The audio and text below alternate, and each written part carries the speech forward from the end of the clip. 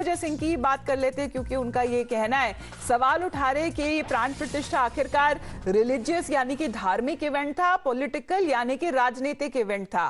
क्या जो रिचुअल्स किए गए क्या वो सनातन धर्म के आधार पर किए गए थे? क्योंकि सीधे तौर पे दिग्विजय सिंह से दोबारा ये सवाल उठाया जा रहा है कि मंदिर अभी भी पूरा नहीं हुआ है, अभी भी निर्माण कार्य जारी और आधे अधूरे मंदिर में प्राण प्रतिष्ठा का जो समारोह है वो हुआ कैसे और इसकी अनुमति कैसे मिल गई। वो कह रहे हैं कि ये सब झूठ है और ये सब झूठे वादे किए गए हैं लोगों से। तेजश्री हमारे साथ फिलहाल लाइव जुड़ रही है। Good morning Tejashree. सवाल फिर से उठा रहे दिग्विजय सिंह, वो कह रहे कि ये धार्मिक इवेंट था या राजनीतिक? जी बिल्कुल, देखिए कांग्रेस लगातार इस बात पर हमलावर हो रही है कि किस तरह से राम मंदिर में रामलला की प्राण प्रतिष्ठा तो की गई, लेकिन उससे पहले मंदिर का कार्य जो है वो पूरा नहीं हुआ है, तो कैसे प्राण प्रतिष्ठा की जा सकती है।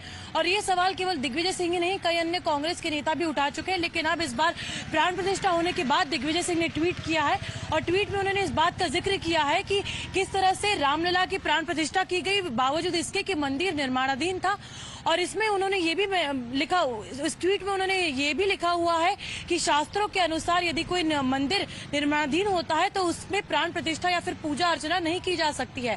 इसके बाद वो लिखते हैं कि किस तरह से अब जब उन्होंने प्राण प्रतिष्ठा पर सवाल उठाए हैं, राम मंदिर पर सवाल उठाए हैं, तो अब भारतीय जनता पार्टी और वीएचपी की ट्रोल आर्मी उन पर जो है वो सवाल उठाने वाली है, उनके पीछे पड़ने वाली है। लेकिन बावजूद इसके वो सवाल उठाते रहेंगे। याद रखिए, पहली बार नहीं कि दिग्विजय सिंह इस तरह से सवाल उठा रहे हैं। इसके पहले भी उन्होंने प्राण प्रतिष्ठा राम मंदिर पर मुखर रूप से कई सारे सवाल उठाए हैं। हालांकि भारतीय जनता पार्टी का यही कहना रहा है कि कांग्रेस इस पूरे मामले को राजनीतिक रंग दे रही है, राजनीतिक रूप दे रही है और इसलिए अब लोगों का भी यही कहना है। हम कई सारे लोग भी ऐसे हमने देखे जो अयोध्या में खुद वहां पर मौजूद थे। हमने कई भक्तों से भी बात की तो उनका भी यही कहना था कि इस पूरे मुद्दे को राजनीतिक ना बनाते हुए आस्था और धर्म से जुड़े हुए और हमने देखा तस्वीरों में तेजश्री जिस तरीके से जो भीड़ उमड़ी थी श्रद्धालुओं की, पहले दिन ही बताया जा रहा है कि 5 लाख से जो ज्यादा लोग हैं वो अयोध्या नगरी पहुंचे थे रामलला के पहले दर्शन के लिए। 22 जनवरी की अगर बात करें